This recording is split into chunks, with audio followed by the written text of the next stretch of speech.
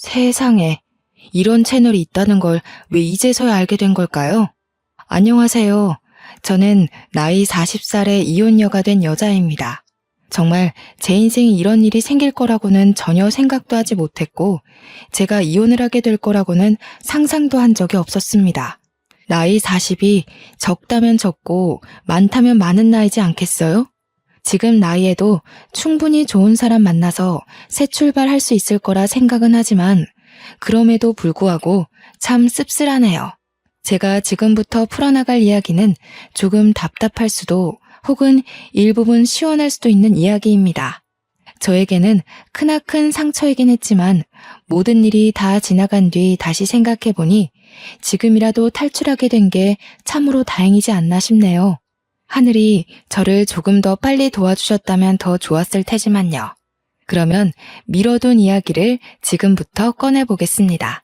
저는 고등학교에 진학하면서부터 정신을 차리고 공부를 하게 된 케이스입니다.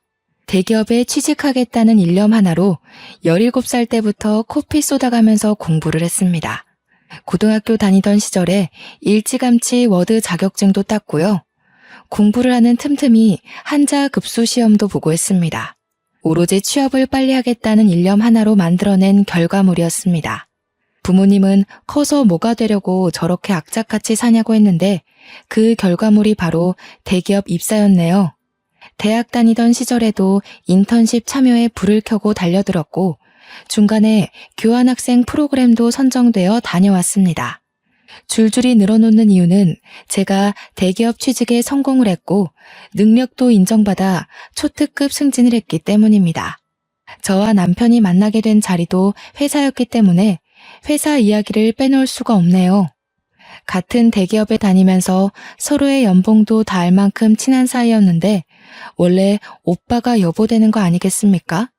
남편은 저보다 나이는 많지만 6개월 뒤늦게 입사를 했고 당연히 저보다 직급이 낮았습니다.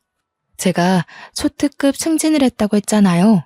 인턴도 지금 다니던 회사에서 시작했고 입사하자마자부터 큰 프로젝트에 발탁이 되어 두각을 드러냈습니다. 당연히 윗선에서는 저를 이쁘게 봐주셨고 동기들이 일찌감치 결혼을 하면서부터 제가 더 자리를 차지하기가 좋아졌습니다. 남편은 제가 직급이 더 높고 제가 더 회사에서 자리를 탄탄하게 잡고 있다는 사실을 못마땅해 했습니다. 약간 남자는 하늘이다 그런 마인드로 사는 경상도 집안의 첫째 아들이었거든요. 연애할 때부터 그런 것 때문에 조금 부딪히긴 했지만 그냥 저도 남편의 자격지심이다 하고 넘어가기 시작했어요. 연애할 때도 그렇게 계속 제가 연봉이 더 높고 직급이 높다는 이유로 빈정거리는 빈도수가 꽤 있었거든요. 처음에는 그걸로 불같이 화도 내고 헤어지기도 했었는데 결국 남편에게 저는 필요한 사람이었기에 다시 만나게 되었습니다. 하지만 그 빈정거림이 쉽게 사라지진 않았죠. 밥을 먹으러 갈 때도 돈 더 잘 버는 네가 사라면서 비싼 초밥집 가서 밥을 먹질 않나. 그래놓고 지가 살 때는 냉동 삼겹살집 데려가고요.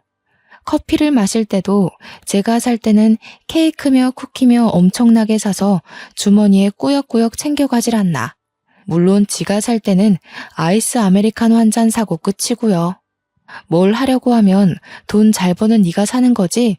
를 입에 달고 살았습니다. 처음에는 그게 너무 꼴보기 싫어서 몇 번이나 그만 만나자고 했습니다. 그런데 또 그만 만나자고 하면 저한테 빌어요. 저 아니면 안 된다고 울고 불고 매달리더라고요. 그리고 또 한동안은 그런 소리 없이 저한테 잘해줘요. 그래서 마음이 약해져서 속아 넘어가지고 하다 보니까 저도 그 빈정거림에 무뎌지더라고요. 시간이 물 흐르듯이 흐르고 어느 정도 나이가 차니까 결혼 이야기가 솔솔 나오더군요. 사실 그때까지도 저는 확신이 없었어요. 이 사람과 오래 연애하긴 했지만 결혼해서 평생을 살아야 한다고 하면 글쎄요. 매일같이 싸우기만 할 것 같고 행복하지 않을 것 같아서 결혼까지는 못하겠다고 생각했죠. 그런데 양가의 생각은 조금 달랐습니다. 시댁에서는 똑 부러지고 할 일 잘하는 제가 꼭 며느리가 되었으면 한다고 몇 번이나 저를 붙잡았고요. 저희 집에서는 성격 더러운 저를 받아줄 사람은 남편뿐이라는 이유에서 결혼을 서둘렀습니다. 동기들은 죄다 결혼해서 애가 둘이고 셋인데 저는 아직 시집도 못 갔으니 조바심이 날 수밖에 없었을지도 모르죠. 그렇게 제 의사와 상관없이 결혼식 준비가 한창일 때도 남편은 저에게 모든 걸 떠맡겼습니다. 그때 저는 큰 프로젝트의 중심에 있었기에 시간이 매우 부족했음에도 불구하고 남편이 모든 걸 저에게 맡기는 바람에 결혼식 준비까지 해내야만 했어요. 왜 저한테 오롯이 다 맡겼는지 궁금하시죠? 제 취향이 까다롭거나 신부가 제일 빛나야 하는 자리니까 그런 이유도 아니고요. 단지 제가 더 돈이 많다는 이유였습니다. 돈 많은 사람이 결정권을 가져야 편하다고 지는 손 놓고 있었던 거죠. 저는 그런 남편을 전혀 이해할 수 없었고 속으로 정말 욕도 많이 했지만 좋게 생각하려고 노력했습니다. 이미 주위에도 결혼한다고 소문이 다 났고 제일 중요한 회사에서도 소문이 다 났기 때문에 이제 와서 무르기엔 늦었다고 생각한 거죠. 저에게도 체면이라는 게 있으니까요. 결혼은 반반 결혼하자고 했더니 대출은 제 이름으로 받자고 하더군요. 이유는 당연히 제가 더 잘 벌기 때문이죠. 소식을 들은 친구들이 제가 아깝다면서 저를 뜯어말리기까지 했습니다. 딱 봐도 생긴 게 좀팽이 같고 속도 좁아 보이는데 그런 지옥구덩이에 가냐고 하면서요. 결혼을 한 친구들은 저에게 평생 비혼으로 커리어 지키면서 살 줄 알았다고 결국 너도 어쩔 수 없이 시집을 가는구나 하면서 안타까워했어요. 그 이야기를 듣자마자 경력 단절이 막 떠오르면서 파혼할까 싶기도 했습니다. 저도 매일 밤잠을 못 잘 정도로 엄청난 고민을 했어요. 근데 제가 이런 고민을 하는 게 티가 났는지 제 눈치를 보면서 저한테 엄청 헌신하는 척 하더라고요. 평소에도 제 기분이 나빠 보일 때 열심히 옆에서 비위를 맞춰주는 사람이긴 했거든요. 뭐 결혼 준비하면서 스트레스 받나 보지 싶었는지 뜬금없이 꽃다발을 선물로 주기도 하고 비싼 레스토랑에 데려가기도 하고요. 평소에는 선물하지 않던 비싼 브랜드의 목걸이도 선물을 해주더군요. 솔직히 그런 선물 받으니까 싫진 않았어요. 부모님 말씀대로 제 성격을 이만큼 받아줄 사람이 어디 또 있겠냐 싶기도 하면서 그냥 다들 이렇게 살겠지 하는 마음으로 결혼식까지 진행했습니다. 결혼식을 진행할 때부터 맡고 있던 프로젝트에 갑자기 스폰이 붙으면서 점점 규모가 커졌어요. 정말 신혼이라는 걸 까먹을 정도로 바빠져 회사에서 숙식을 해결해야 할 때도 있었습니다. 야근은 밥 먹듯이 하고 주위에서도 기대감이 엄청나게 컸습니다. 남편은 제가 집에 들어오지 않는 것에 대한 불만보다 제가 그 큰 프로젝트의 주축이라는 걸 더 고가워했어요. 이제 혼인신고도 했겠다. 저에 대한 자격지심을 숨기지 않고 드러냈습니다. 그게 불과 결혼한 지 3개월 만에 일어난 일이었습니다. 8개월간 이뤄진 큰 프로젝트는 엄청나게 상황한 채로 끝났습니다. 그래서 저는 성과급도 정말 상상할 수 없을 정도로 많이 받았고요. 승진 자리도 내정되었다는 소리를 들을 정도로 축하를 받았습니다. 당연히 임원급 사람들에게 들은 이야기였기에 제 승진에 토를 달 사람은 한 명도 없었습니다. 그런데 그 이야기가 남편의 부서까지 흘러들어갔고 직원들이 남편에게 축하한다고 했나 봐요.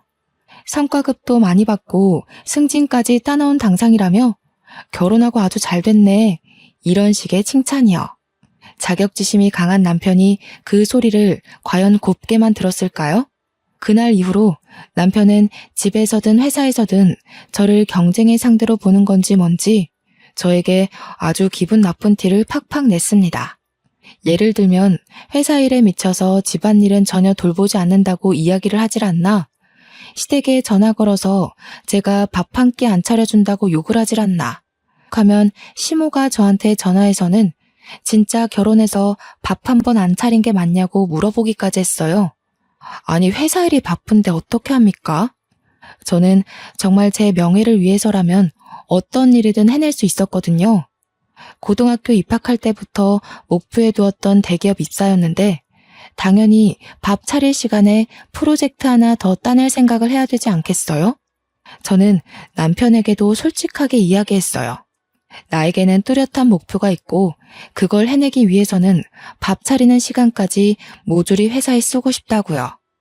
남편은 대인배인 척 알겠다고 했지만 그걸 빌미로 시댁에 저를 욕하고 싶었던 거였겠죠. 저는 시댁에 제 욕을 했다는 것 자체를 이해하지 못했고 그걸로 남편과 저는 조금 싸우게 되었습니다. 한창 좋아야 할 신혼에 부부싸움이 잦으니 정말 지치더라고요. 결혼한 지 6개월도 안 돼서 이혼하는 부부도 있나 인터넷에 검색까지 해봤다니까요. 그렇게 서로 마주보고 밥도 안 먹고 지내기를 반복하다 남편이 저에게 이야기를 좀 하자고 하더군요. 그래서 못 이기는 척 화해를 해야겠다 싶었는데 남편은 저에게 아주 기가 막힌 이야기를 했습니다. 나 사업을 해볼까 하는데 어차피 대기업에 다녀도 당신보다 벌지도 못하니까 회사 때려쳐도 되지 않을까? 당신이 버는 돈이면 우리 둘 먹고 사는데 문제 없으니 더 늙기 전에 도전하고 싶어. 그게 무슨 귀신 씨나라 까먹는 소리야? 지금 우리가 대기업에 다니고 둘 다 맞벌이를 하니까 돈도 모으고 대출도 갚고 안정적인 거지. 당신이 여기서 그만두면 우리 당장 대출 갚는 것도 힘들어질 텐데. 저는 남편을 뜯어 말려야만 했습니다. 객관적으로 보나 주관적으로 보나 남편은 그냥 남 밑에서 시키는 일이나 잘하고 사는 게 적성에 맞는 사람이거든요. 프로젝트에 투입되었다가 이리 끌려다니고 저리 끌려다녀서 잘린 것만 2번 봤는데 뭘 믿고 사업을 한다는 건지. 솔직히 사업을 한다 치면 저 같은 사람이 하는 게 더 어울리거든요. 제가 반대를 하고 나서자 남편이 또 뾰루퉁한 얼굴이 되길래 일단 구체적인 사업 계획이나 들어보자 했습니다. 이 사이트 보이지? 이게 중국에서 운영하는 사이트인데 도매 물건들을 파는 곳이야. 중국에서 싼 값에 물건을 사와다가 우리나라에서 파는 거지. 근데 처음부터 재고를 많이 가져올 필요도 없어. 도매면 보통 최소 수량이 100개, 1000개 이러지 않아? 근데 이 사이트는 10개만 사도 돼. 매장이나 이런 데서 팔겠다는 건 아니고 나도 인터넷 사업자 내서 인터넷 쇼핑몰 오픈하면 잘 될 것 같아. 요즘은 SNS 홍보도 하고 하니까 재고 떠안을 필요도 없고 괜찮지 않아? 이야기를 듣는데 사업 계획이 꽤 구체적이더라고요. 은근히 빈틈이 많은 사람인데도 사업 계획에 크게 빈틈도 없었고 배송 문제는 자기가 알아본 게 다 있다고 하더군요. 그러면서 도매 가격에 몇 %를 더 얹어서 팔면 순이익이 얼마가 난다면서 계산까지 척척 하는데 괜찮겠다 싶었어요. 상품은 어떤 걸로 할 건데? 요즘 트렌드에 맞추려면 보는 눈이 꽤 좋아야 할 텐데. 제 말이 끝나기 무섭게 남편이 봐둔 상품이 있다면서 저에게 이것저것 보여주는데 SNS에서 많이 보이는 디자인의 식기부터 옷까지 여러 종류가 있었어요. 젊은 사람들이 트렌디하게 좋아할 법한 아이디어 제품들도 여럿 있었고요. 저는 남편에게 괜찮겠다고 이야기를 하니 남편의 얼굴이 눈에 띄게 밝아졌습니다. 하지만 처음부터 올인해서 매달리는 것에는 반대를 했어요. 남편을 차근차근 설득하기 시작했습니다. 상품들이 전부 좋다. 가격도 좋고 국내 인터넷 쇼핑몰에서 판매했을 때 가격도 나쁘지 않은 것 같다. 하지만 처음부터 주문이 많이 들어올 거라는 생각은 들지 않으니 회사를 다니면서 차근차근 해보자. 이렇게 이야기를 하니 남편도 수긍을 하더라고요. 자기도 집 대출 갚고 생활비 생각하면 당장 회사를 그만두는 건 아니다 싶었는지 회사를 다니면서 사업자를 내서 해보겠다고 했습니다. 그렇게 남편에게 나름 용기를 북돋아주고는 저희도 화해를 했어요. 그동안 서로 서운하게 해서 미안하다. 나도 가정을 챙기겠다. 너도 자격지심 그만 부려라 하면서요. 간만에 2다리 뻗고 잔 것 같네요. 그렇게 남편은 평일에는 회사 일을 보고 주말에는 상품을 떼와서 이리저리 촬영도 하고 인터넷 쇼핑몰을 오픈해서 물건을 올리기 시작했습니다.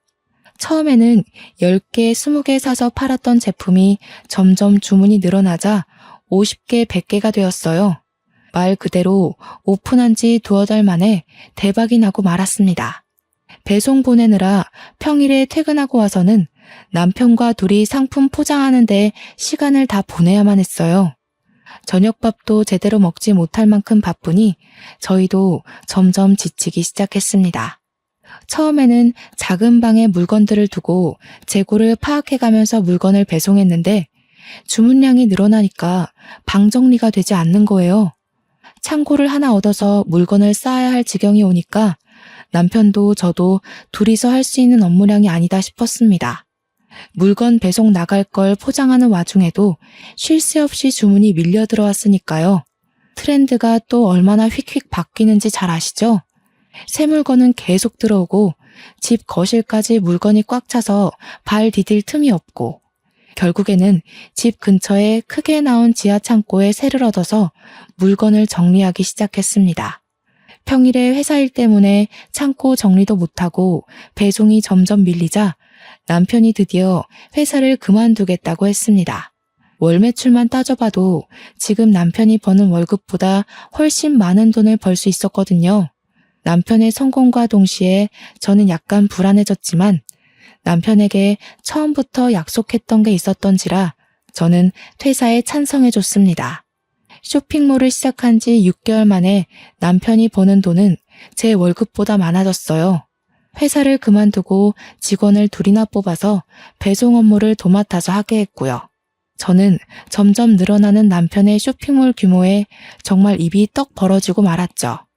남편이 남 밑에서 일해야 되는 사람인 줄 알았는데 사업에 정말 소질이 있었습니다.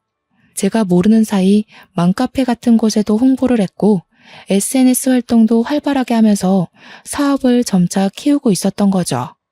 대기업을 퇴사할 때도 조금은 섭섭해할 줄 알았는데 시원한 마음만 가득하다면서 정말 행복해했습니다. 그런 남편의 모습을 보면서 정말 용기 있는 선택이라고 생각했고요.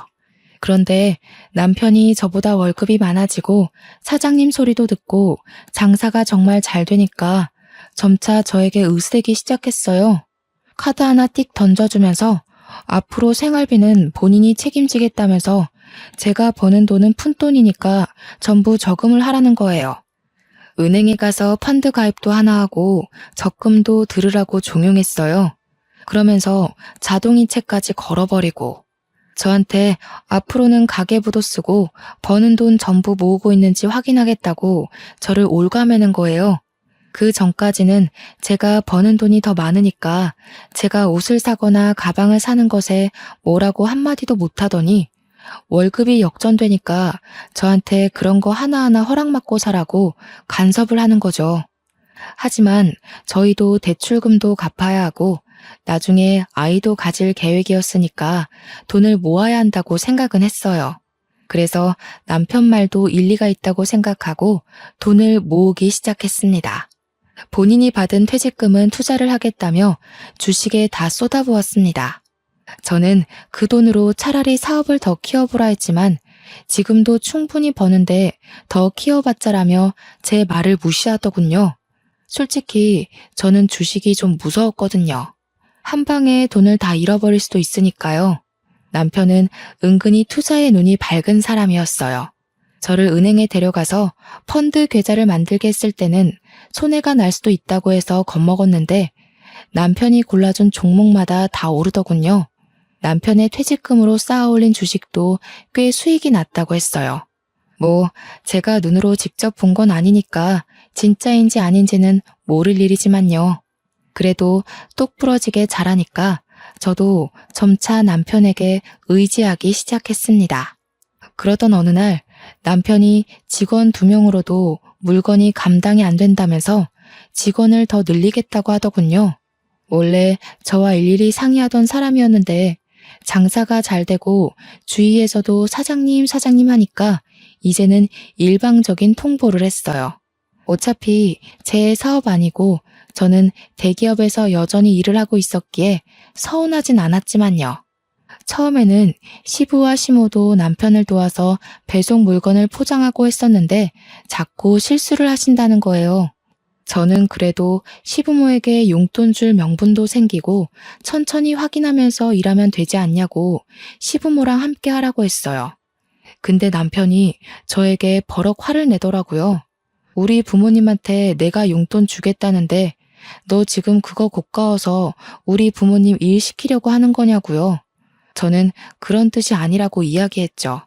어차피 퇴직하셔서 심심하실 텐데 아들 사업도 도와주고 같이 있는 시간을 늘리면 서로에게 좋지 않겠냐고 했는데도 남편은 제 말을 듣지 않았어요. 그저 시부모를 부려먹지 못해서 안달난 며느리처럼 저를 바라보았습니다. 억울했지만 뭐 어떻게 하겠어요. 자기 사업이고 자기가 알아서 하겠다면서 저를 완전히 배제시키는데요. 그러더니 새 직원을 뽑았다고 하더군요. 어린 여자애 하나와 군대 다녀온 남자애 하나였어요. 남자애는 물건 정리하고 재고 관리하고 배송 업무만 도와주러 오시는 아줌마 셋과 함께 포장 업무를 했고요. 여자애는 사무실에서 주문도 받고 문의글 같은 거 답변도 해주고 전화 상담도 하는 그런 업무를 도맡아 한다고 했어요. 남자 직원은 창고에 상주했고 남편이랑 여직원은 칸으로 나눠진 사무실에서 컴퓨터 업무를 본다고 했습니다. 포장 직원 아줌마들도 매일같이 와서 3, 4시간씩 포장을 할 정도였으니 규모가 정말 커지긴 했죠. 저는 그 와중에 회사 업무를 봐야 하니까 일일이 신경을 쓰지 못하고 있었어요. 대기업이라는 게 그렇게 녹록지 않거든요. 제가 딴짓할 수 있는 시간을 전혀 주지 않았기에 저는 평일에 월차를 내지 않고서야 남편 사무실에 가볼 수가 없었죠. 그리고 남편은 제가 일단 남편 사업장에 가서 참견하는 행위 자체를 싫어했습니다. 직원들을 새로 뽑고 몇 개월이 지나서 제가 회식이라도 해야 되는 거 아니냐고 퇴근하고 들리겠다고 하니까 완전 반대를 하더군요. 사장이 있는 것도 눈치 보일 텐데 사장 부인까지 온다고 하면 애들 기죽는다고요. 아니 뭐 제가 애들 잡아먹는 것도 아닌데 그렇게 말하니까 좀 그렇더라고요. 제 월급을 전부 적금과 펀드에 쏟아붓고 있었잖아요. 그러다 보니 제가 성과급을 받지 못하면 개인적으로 쓸 수 있는 돈이 없더라고요. 이미 예전부터 모아두었던 돈은 집 대출금 갚는 데 쏟아부었고 이전에 받은 성과급으로는 이미 가방도 사고 부모님 용돈도 드렸고요. 회사 일에 매진해봐야 월급 통장으로 돈이 들어오면 전부 다른 계좌들이 퍼가요 하니까 제 개인 돈이 없는 거예요. 있는 거라곤 달랑 남편이 준 카드 하나뿐이었어요. 그래서 어쩔 수 없이 남편 카드로 팀원들한테 커피를 하루 쏜 적이 있었어요. 제가 써야 할 차례이기도 했고 제 승진이 코앞이었던 터라 기분 낼 겸 썼습니다. 그런데 카페에서 5만 원 정도 긁고 나니까 남편한테 바로 전화가 오는 거예요. 무슨 카페에서 뭘 먹었길래 5만 원씩이나 나오냐고 저한테 잔소리를 막 하는 거 있죠. 저는 너무 당황스럽고 또 한편으로는 수치스러운 마음이 들었어요. 제 한 달 월급이 600만 원이거든요. 남편이 버는 돈은 정말 1000만 원 가까이 되고요. 근데 고작 5만 원어치 커피 사 먹었다고 바로 전화해서는 잔소리를 퍼붓다니. 결혼하고 나서 비상금 한 푼 모아둘 생각 안 한 제가 너무 바보같이 느껴졌습니다. 그렇다고 제가 집에서 놀고 먹으면서 남편 카드 쓰는 그런 사람도 아니고 저도 사회생활을 하는 여잔데 저한테 5만 원 가지고 그렇게 치졸하게 굴 거라고는 생각도 못했어요. 점점 제 입지가 좁아지는 듯한 느낌도 들고 저도 결국 대한민국의 남편 눈치 보는 며느리가 되는 건가 하는 생각도 들었고요.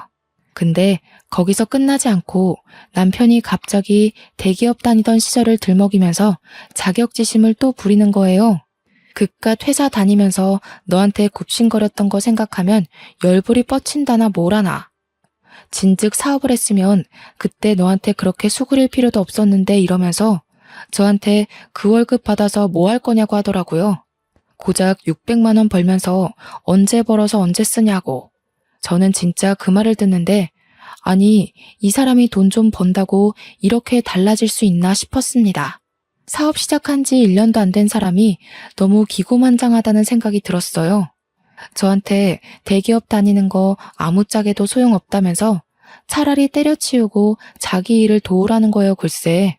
아시다시피 제 팀장 직함이 눈앞에 바로 있고 제 일에 얼마나 자존감이 넘치는지도 아는 사람이 저한테 저러니까 너무 짜증났어요.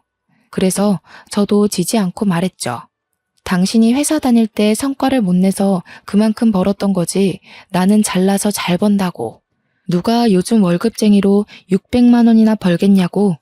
나 팀장 달면 연봉 더 오르는 거 알고 있냐고. 하지 말아야 할 말까지 해버렸죠.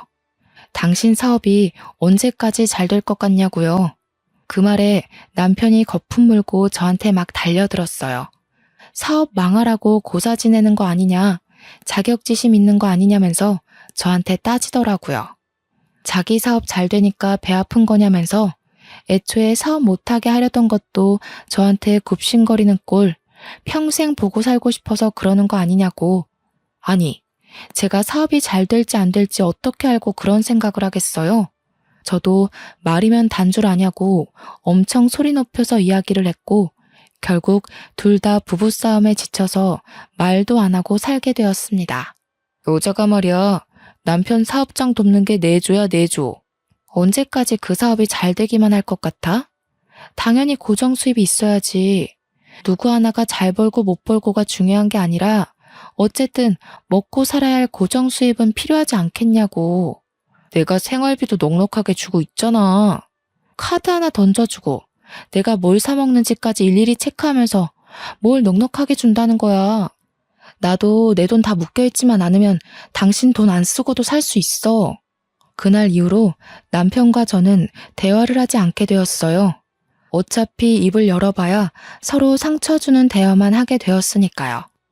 그렇게 한 달을 넘게 냉전 상태를 유지하고 지냈는데 어느 날 남편이 직원들이랑 회식을 하고 늦게 들어오더군요. 술에 떡이 되어서 돌아왔는데 현관 입구부터 술 냄새가 나서 제가 눈살을 찌푸렸어요. 정직원이라고 해봐야 남자의 여자의 하나 있는데 무슨 이 시간까지 술을 먹나 싶기도 했고요. 남편에게 질문을 해봐야 술에 취해서 대꾸도 못하고 있길래 현관 앞에 쓰러져 있는 걸 낑낑거리면서 집 안으로 들였습니다. 그런데 남편의 멱살을 잡고 끌고 가는 와중에 와이셔츠 카라 부분에 여자 화장품이 묻어있는 걸 발견했어요. 이 남자가 여자가 있는 술집이라도 갔다 왔나 싶어서 잔소리를 하려고 하는데 인사불성돼서 말귀도 못 알아듣더라고요. 그래서 다음 날이 될 때까지 기다렸습니다. 주말이라 늦게 일어난 남편에게 눈 뜨자마자 추궁을 했어요. 어제 도대체 어디서 뭘 했길래 와이셔츠에 여자 화장품이 묻어있냐면서 옷을 막 들이밀었더니 획 던지더군요. 그러더니 저한테 짜증을 내면서 아침부터 무슨 소리를 하는 거냐고 어제 여직원애가 술 취해서 넘어지려는 거 붙잡아 주다가 묻은 거래요. 지도 기억 하나 못하고 만취해서 들어와 놓고 그 상황은 잘도 기억이 났는지 나불나불 거리더라고요. 너무 아무렇지 않게 이야기하길래 의심은 갔지만 그냥 그러려니 했습니다. 근데 그거 아시죠? 한 번 의심의 씨앗이 싹 트니까 남편의 행동을 주시하게 되더라고요. 남편이 점점 퇴근하는 시간이 늦어지는데 처음에는 그냥 일이 바쁜가 보다 했던 게 의심이 한번 싹 트니까 곱게 보이질 않는 거예요. 휴대폰도 처음에는 대놓고 하던 사람이 점점 숨기면서 보는 것 같다는 기분도 들고요. 그래서 제가 하루 날을 잡고 남편이 잠든 사이에 몰래 휴대폰을 뒤져봤어요. 근데 정말 아무것도 없이 깨끗했습니다. 남편이랑 직원들이 나눈 단체 대화방이나 개인 문자를 뒤져봐도 아무것도 없이 일 이야기만 있었고요. 괜히 의심했던 게 미안해지면서 몰래 본 건 비밀로 해야겠다 싶었습니다. 그러다가 진짜 제 인생에서 가장 잊지 못할 사건이 터졌습니다. 의심을 지우려고 노력한 지 한 달이 채 지나지 않아서 남편이 휴대폰이 사라졌다고 막 집안을 뒤지더라고요. 저도 전화해보고 했는데 어디에서도 남편 휴대폰이 울리지 않았어요. 아무래도 차에 두고 온 것 같다는 소리를 하더라고요. 마트 갈 준비를 하고 있었거든요. 그래서 남편한테 차 키를 달라고 했습니다. 어차피 나 마트 가려고 했어. 당신 차 타고 갔다 오면서 휴대폰 있나 봐줄게. 그러다 남편이 의심 없이 차 키를 저에게 주더라고요. 그래서 남편 차를 찾아서 시동을 걸고 보니 음료 놓는 자리에 휴대폰이 꽂혀 있었습니다. 칠칠치 못하게 여기다가 두고서는 휴대폰을 그렇게나 찾았구나 싶어서 주머니에 넣고는 마트에 가려고 했는데 갑자기 진동 소리가 들리는 거예요. 제 휴대폰도 주머니에 있는 남편의 휴대폰도 조용한데 진동 소리가 계속 들렸어요. 뭔가 싶어서 소리가 나는 곳을 찾아보니까 차 글로브 박스 안에서 울리더라고요. 그래서 아무 생각 없이 글로브 박스를 열었더니 남편 휴대폰과 똑같은 기종의 똑같은 색인 휴대폰이 하나 더 있더라고요.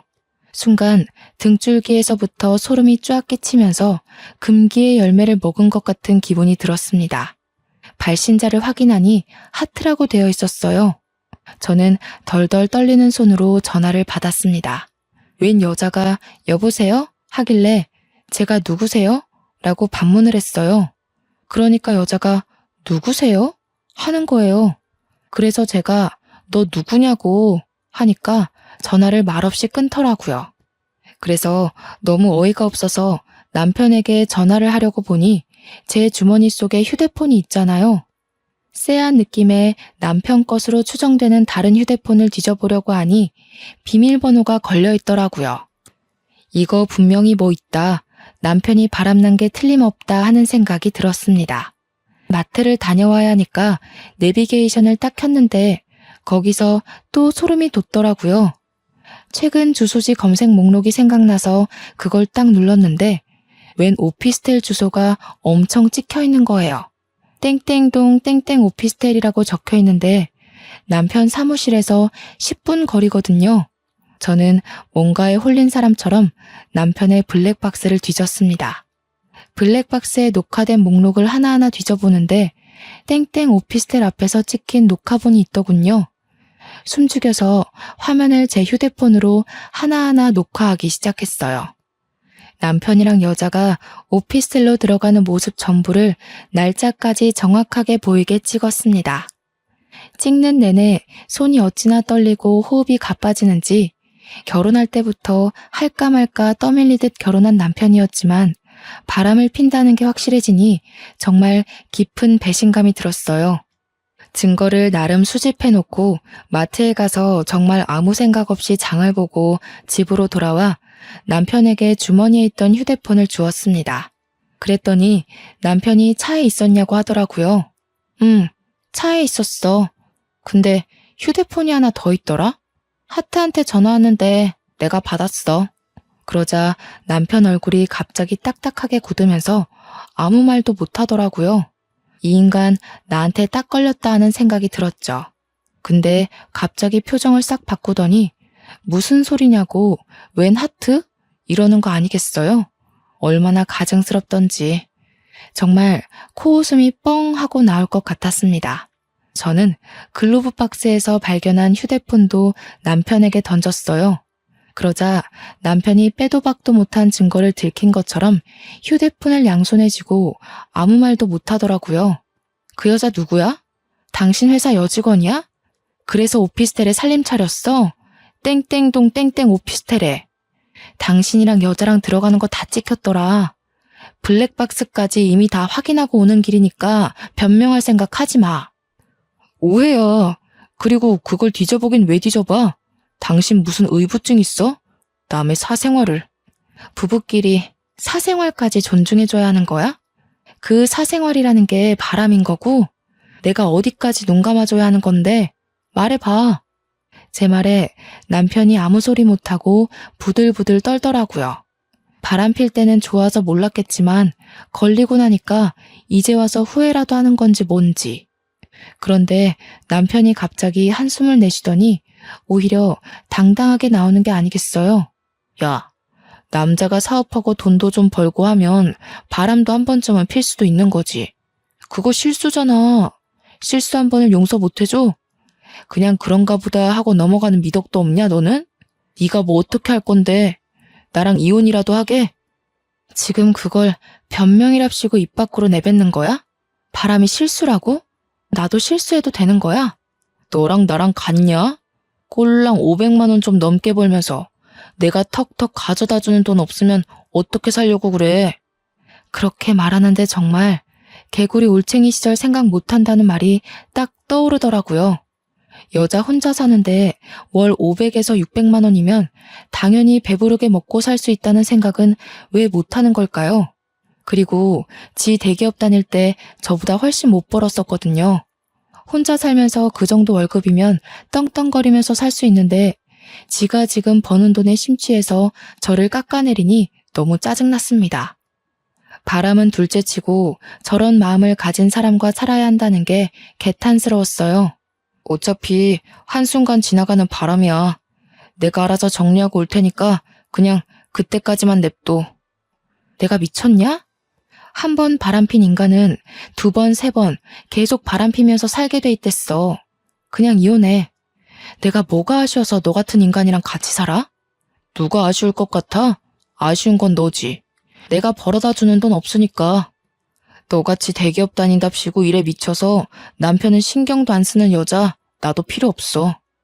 네가 내조를 하기를 해, 살림을 하기를 해? 나도 너랑 이혼하는 게 마음 편해. 저도 같이 달려들어서 남편한테 싸댔어요. 위자료 톡톡히 준비하라고, 바람난 주제에 말이 많다고, 시댁이나 친정이 알아서 이야기하라고, 네가 바람나서 헤어지는 거라고 물고 늘어졌죠. 집은 제 이름으로 대출받았던 거고 갚아야 할 돈도 이제 멀지 않았기 때문에 위자료인 셈 치고 제가 들고 간다고 했어요. 머릿속으로 계산기 좀 두드려보는 것 같더니 지 손해는 아니다 싶었는지 그렇게 하고 깔끔하게 이혼하자고 하더라고요. 월급쟁이 불쌍해서 자기가 1, 2억 정도 인심 쓰듯이 주는 셈 치자고요.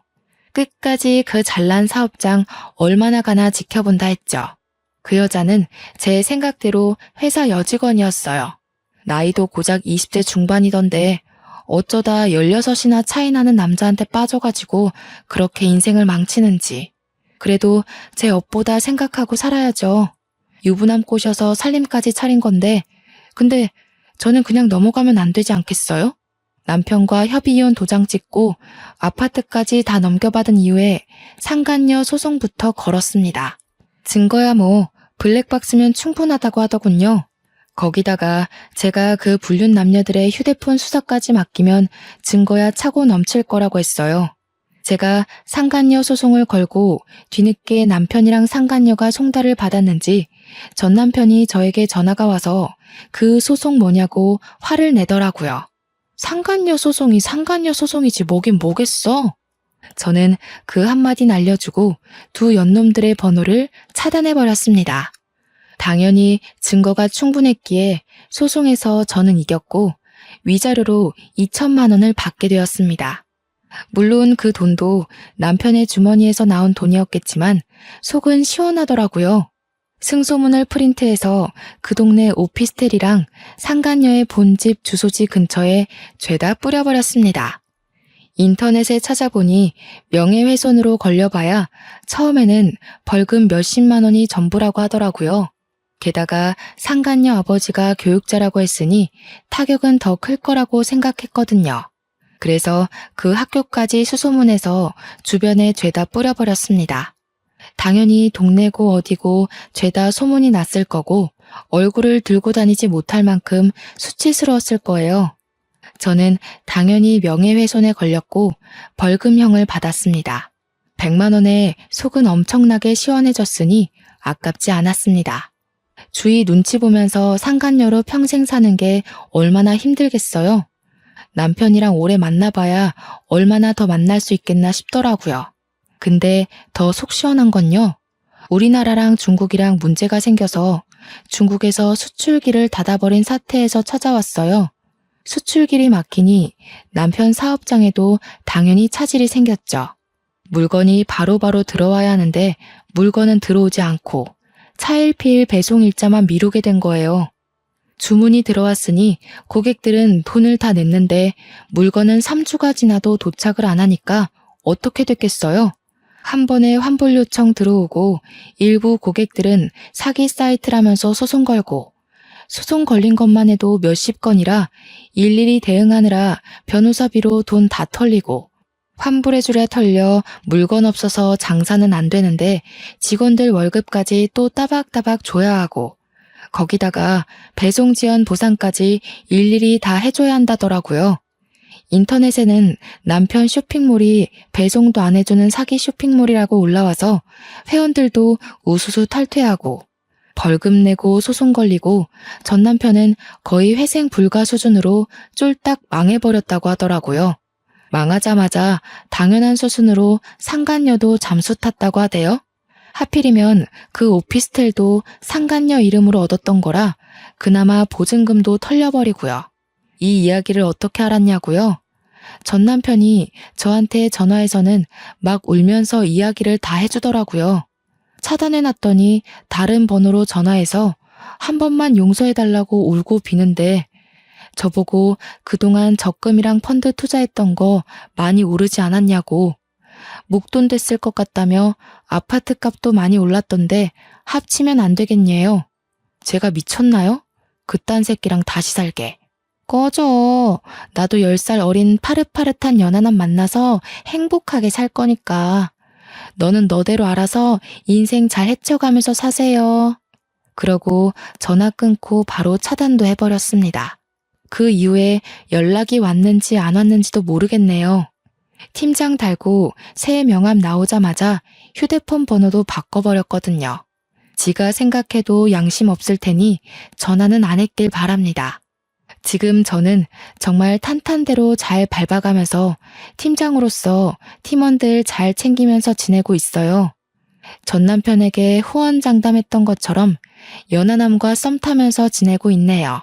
돌싱이 되어버리긴 했지만 앞으로의 인생은 행복한 일만 가득할 거라 상상하면서 오늘 하루를 마무리 짓습니다. 여러분도 즐거운 인생 사시길 바랄게요.